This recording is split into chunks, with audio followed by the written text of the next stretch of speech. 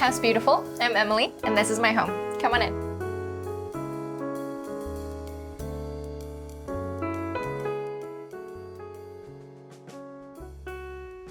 This is our 3-bed Victorian terrace house in East London. And when we moved in, it was a very classic, typical dilapidated home that had a lot of things that were neglected. It was a mission for us to remodernize it, make it our home, and ensure that it was everything we wanted it to be, not just in aesthetic, but function as well. Homes that are in the UK, there's a lot of restrictions around making additions and making extensions. When we took on this project, we knew we wanted to do a rear extension because kitchens are so important to people and families. I love hosting. I love being able to create a space for my community, for my friends. And so the space that we're sitting in right now is really the center stage of our home.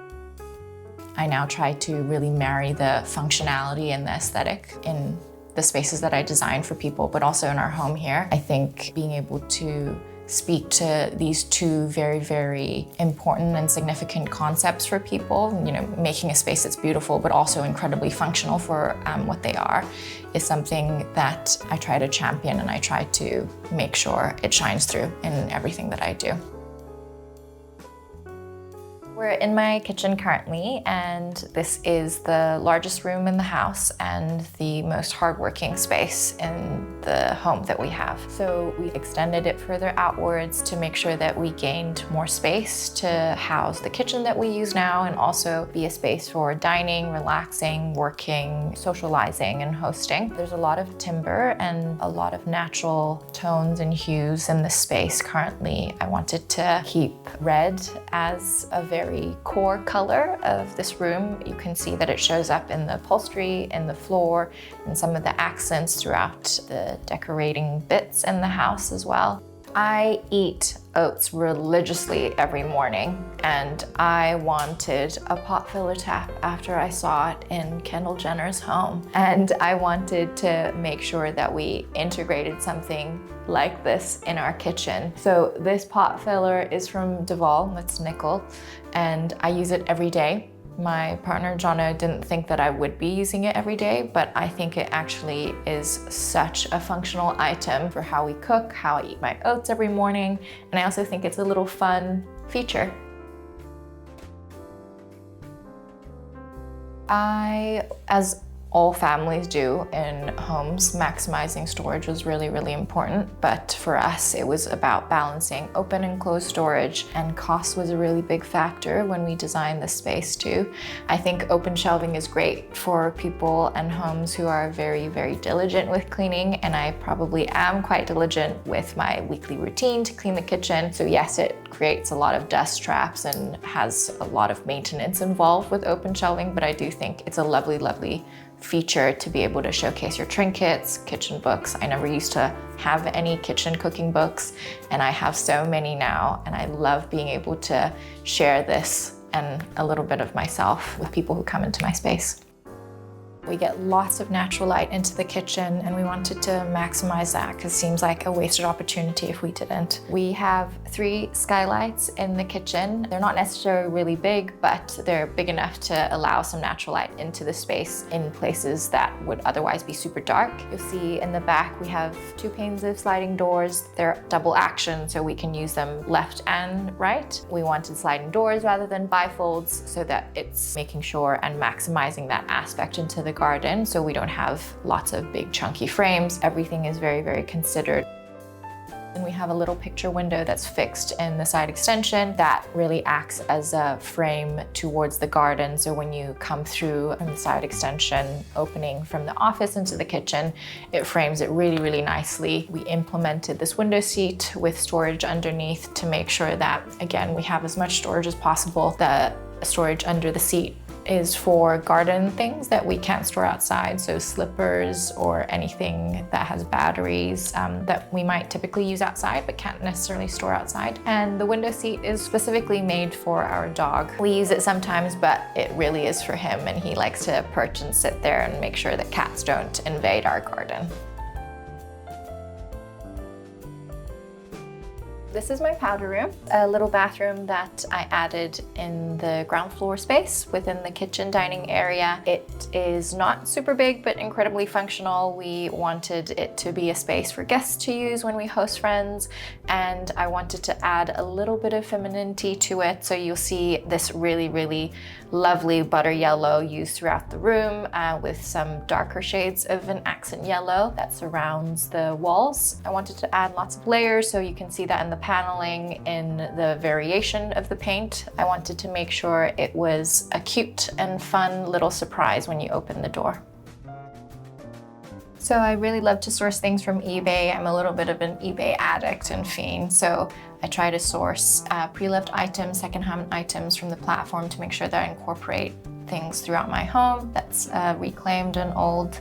So you'll see within this bathroom there are little trinkets in this space, that old math books or a little horse statue, and this really, really popular painting, everybody loves this, is by this artist called Walter Tyndale. And when I saw it, I really, really loved the movement and the dynamic layering that he had used through these figures.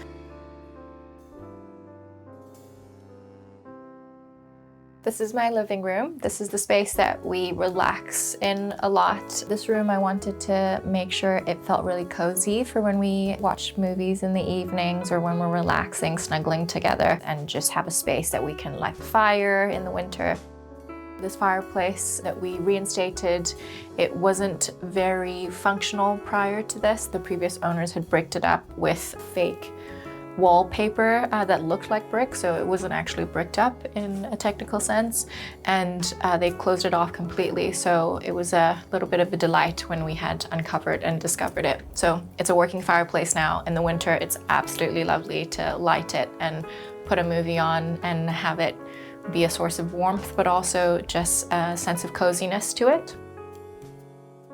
There's this artwork behind the sofa, and it's by an artist called Casey Moore. He's a photographer that uses a lot of layering in his photography technique. I am a little bit of a flower girl, as you would say. There are lots of floral elements throughout the house, whether that's in the tiles, in artwork, in little motifs that you see in trinkets and decorations. But this was a piece that I wanted to anchor behind the sofa, and it creates a lot of movement, and as I mentioned before, quite dynamic. And when you look at it, you can tell it's plants, but you can't really tell how many frames it actually is.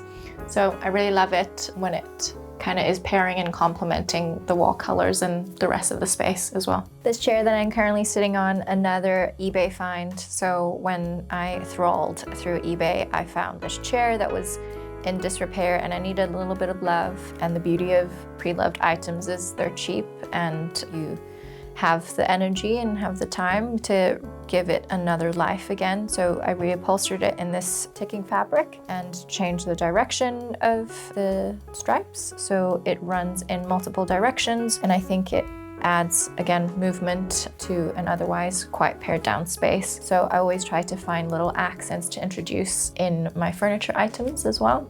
I also really love to use curtains to elongate spaces. I think fabric is a great way to introduce texture in an otherwise quite flat room. These curtains go all the way to the ground and spill over a little bit more, so you can kind of tell that the windows are really tall, and I think they are pretty tall, but I think they give a sense of height that you wouldn't otherwise get with traditional shutters or short curtains. It's a nice velvet. I try to basically match the color of the walls to my curtains to kind of expand the space a little bit more, make it feel a bit bigger and more spacious, and I think it achieves exactly that.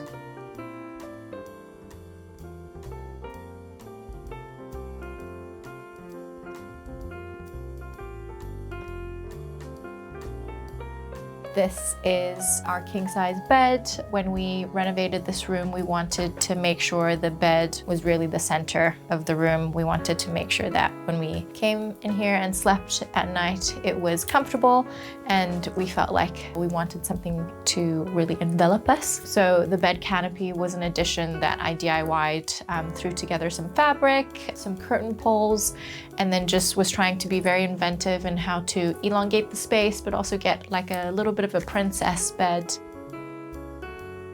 There are lots of reclaimed bits in this room where the bedside table was an eBay find and sourced, and I really like the dark wood that really contrasts with the lighter materials in this room. The lights are Murano lights all the way from Italy. They were actually the first things I ever bought for the house, and I think when choosing lighting it's really important to make sure that you know what types of light you're getting, whether it's a wall sconce all the way flush to the wall, whether it's a really long arm, because then you can determine whether or not you want them really high or really low. We wanted a very neutral palette for the bedroom, so the walls are color drenched in Ferron balls, shaded white, and I wanted to make sure when I woke up in the morning it was a color scheme that would really soothe my nervous system, and it was something that I could slowly wake up to and kind of set the tone for the day. So I introduced accents of green into the room to kind of nod at the very original feature of the fireplace. When we uncovered the fire chimney breast, we had these original lovely green floral tiles that's straddling between the fire grate,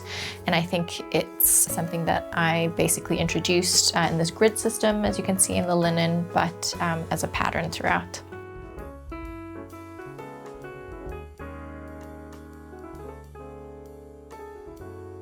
This is our guest bedroom. We often have friends and family to come stay over. It's a really important space for me because I love it when I have people here that I love, and I wanted to make sure that it was comfortable but also incredibly functional. There's storage under the beds. There's a little mirror here, the little cabinet that I found from eBay and repurposed to hang, just so if anybody had any skincare products, they could store them in here.